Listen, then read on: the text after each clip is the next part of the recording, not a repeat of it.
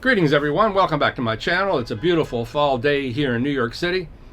Even though I've been stuck inside all day working, I wanted to make this video. I did my unboxing of my Beatles Revolver set, so I wanted to do a full review of the new Revolver LP. Now a little bit of backstory. To me, this is the Beatles' greatest masterpiece and some of the best songs by John Lennon and Paul McCartney. For various reasons that I wrote down here off the top of my mind, what makes it such an amazing work. The richness and the complexity of the music, yet it's still pop music, it's still rock music. There are some very complex guitar lines in here and unusual intros, not to mention all the strange stuff in Tomorrow Never Knows, or the chamber effects in Eleanor Rigby or For No One. You have the sophistication of this record. Look at the charts in America when this record was #1, I guess, which is 66. Back then, who did you have? Gary Lewis and the Playboys? Frankie Valli and the Four fucking Seasons? What? The Beatles were so far above everyone else in the pop and rock world at the moment. It's just kind of astounding, the songs they wrote. The melodies are so rich and also so complex on this record.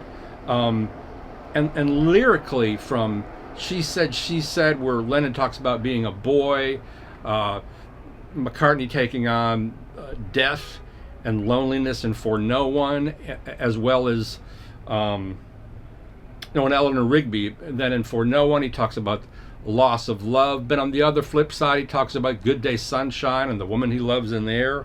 You have George with his odd songs.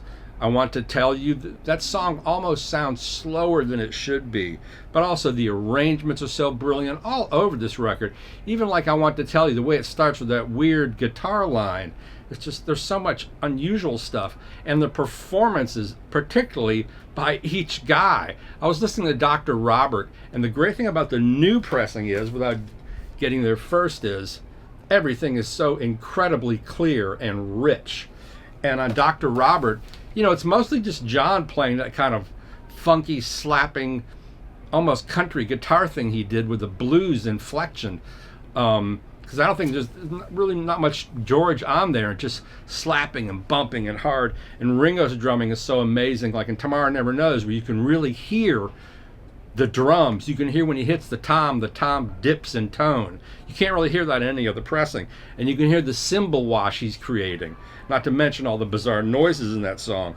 And their performances are just a revelation throughout. I mean, they came from Rubber Soul, which I believe was the marijuana record. Is Revolver the LSD record? I thought Sgt. Pepper was the LSD record. And some of this record is so surreal.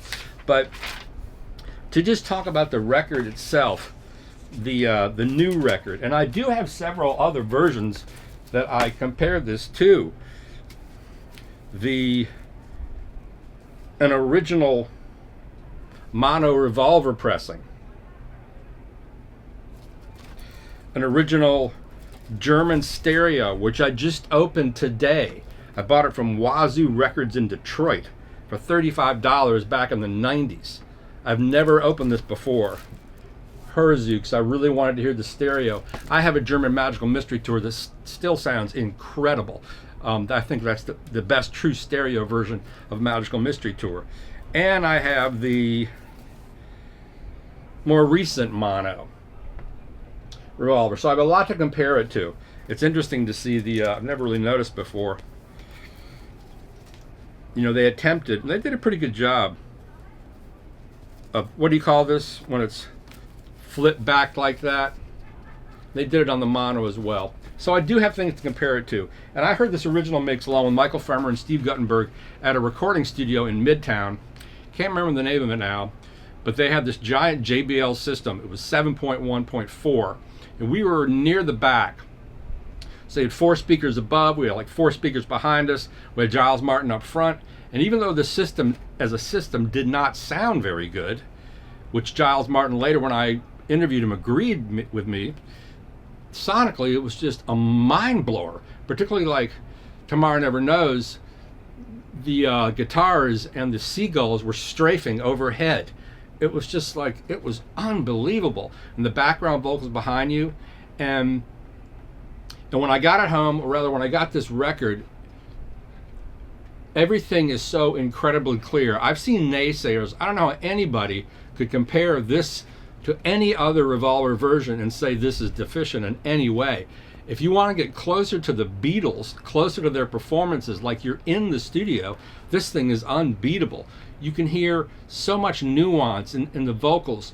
You can hear the weariness of Paul's voice in For No One. You can hear the weirdness of John's voice better than ever, and I'm Only Sleeping, and Tomorrow Never Knows.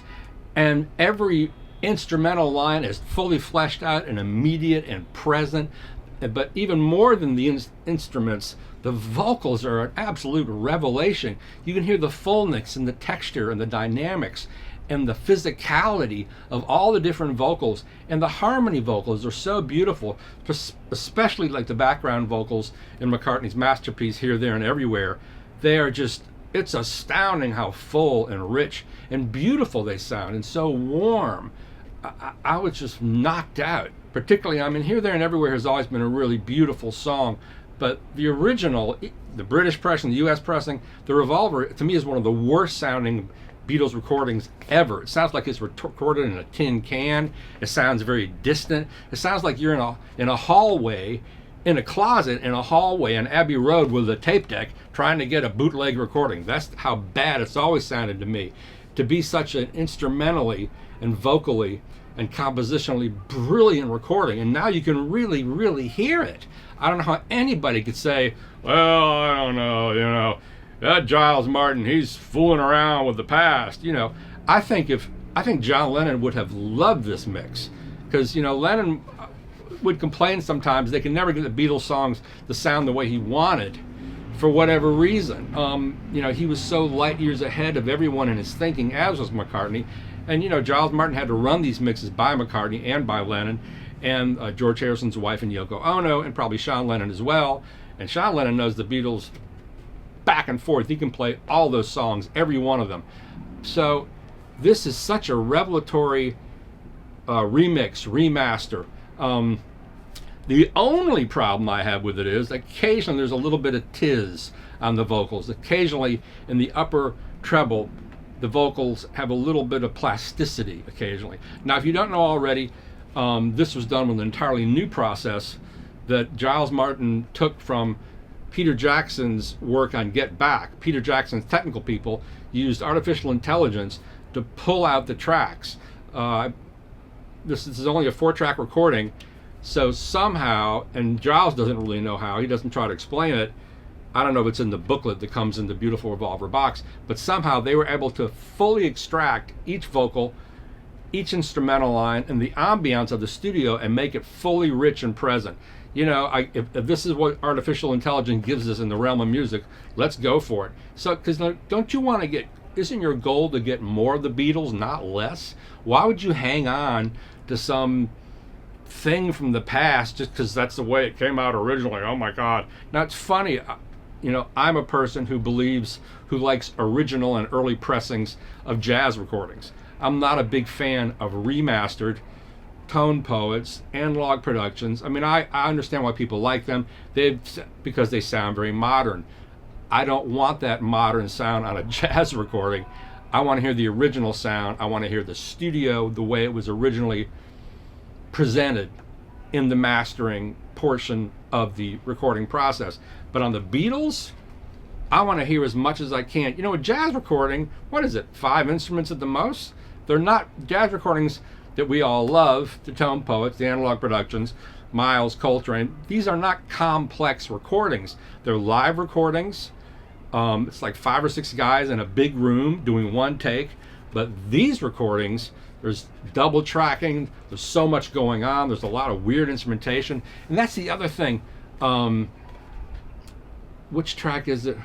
In Dr. Robert, you really get the weirdness of Lennon, his love for odd meters, and that part in Dr. Robert where it stops and you hear the B3 holding a note, and well, you can really hear the vocals and how bizarre Lennon's mind worked. These weird cadences and unusual structures, and by the time they got to Sgt. Pepper, I think he'd backed off a little bit, and by the time they hit White Album, he's kind of given up, and he's just going into, they all had, they're just much more primal. But Revolver is the peak of compositional and recording complexity for the Beatles, and it pays off. It's just so brilliant. I think it is the main masterpiece of the Beatles, and now we can absolutely hear it the way it should have been heard to begin with. So I don't know how anybody would hear this and not just fall in love with the record all over again. You know, you can hear, and For No One, you really hear the weariness in McCartney's vocal. You also hear the loneliness in Eleanor Rigby. You hear the strangeness of George's drawling, slow cadences in I Want to Tell You, and Lennon is just on some cloud somewhere. And also Ringo's drums are much fuller. I listened to Tomorrow Never Knows, and not only do you hear that pitch in the tom, doo-doo, you can hear the cymbal wash. You know, the whole background, there's so much ambiance and weirdness in that mix, but part of it is Ringo's cymbal wash. I don't know what he's doing exactly to get it. I don't think he's crash riding, as drummers call it. But every song is a re-revelation. You hear all the tone, the richness, everything is really, really crisp. And also, it's not a hard left and right pan like the original stereo was. It's a very modern, you know, it's a big center fill image. It's beautifully distributed between left and right. Would I buy the whole box with the hardbook cover and 2 LPs of outtakes? Probably not. The outtakes, there's some interesting stuff in there, like the way Yellow Submarine starts. It's very, very different. Before McCartney gets his hand on it, it's kind of a depressing tune. The hardbook cover is great, but if they come out with just a single version of the Revolver remix, this is the one to get. I tell you, it is just incredible.